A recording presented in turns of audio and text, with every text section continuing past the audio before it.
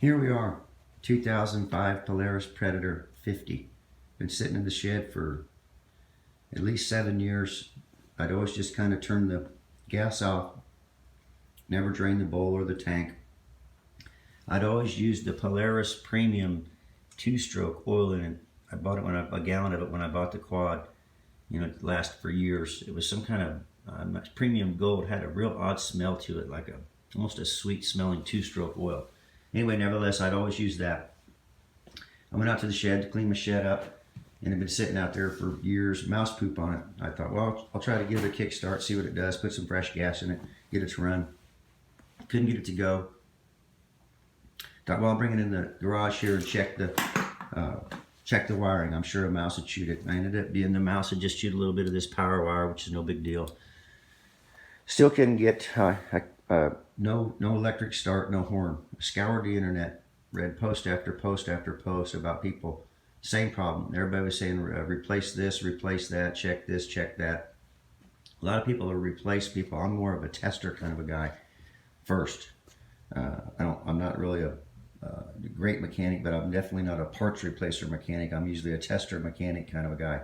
And with a simple Klein meter, voltmeter, continuity tester, voltmeter. At any rate, this machine has 4 safety switches on it.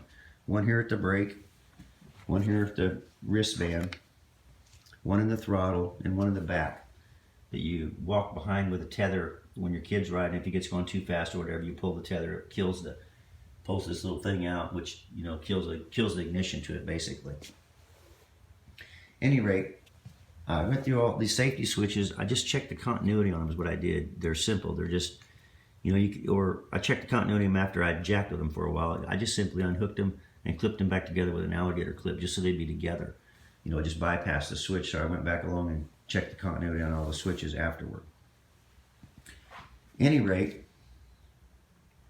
I went to the ignition. Like I said, I'm a tester guy, not a replacer guy at first. And it ended up being my problem. The same people had this problem all over the internet.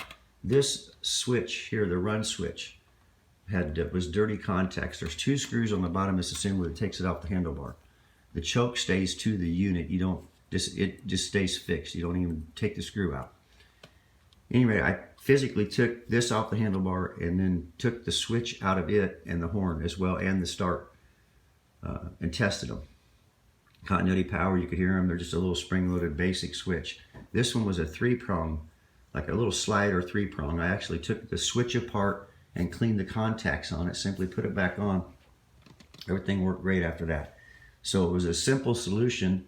It cost me nothing but, you know, a little bit of time. I had a couple hours disassembling and just out in my garage drinking beer. But try to test your stuff or clean your stuff before you replace. Like I said, a simple voltmeter will save you a lot of headache. For what I did for my test, I had this red top battery hooked to jumper cables that I just actually strung over here to the power leads so I'd have a little more extra room to work. But anyway, like I said, check this switch first. I read post after post after post where people have the same exact problem. Anyway, I wanted to show another part of this video here. This quad has no battery in it. These aren't touching anything. The magneto is strong enough to actually run what little bit of ignition it needs. Here.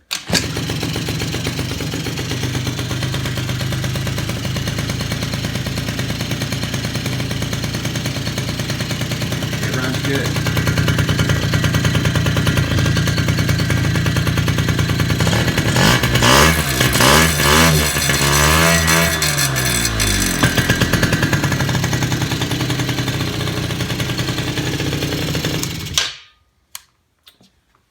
...2005 Polaris Predator.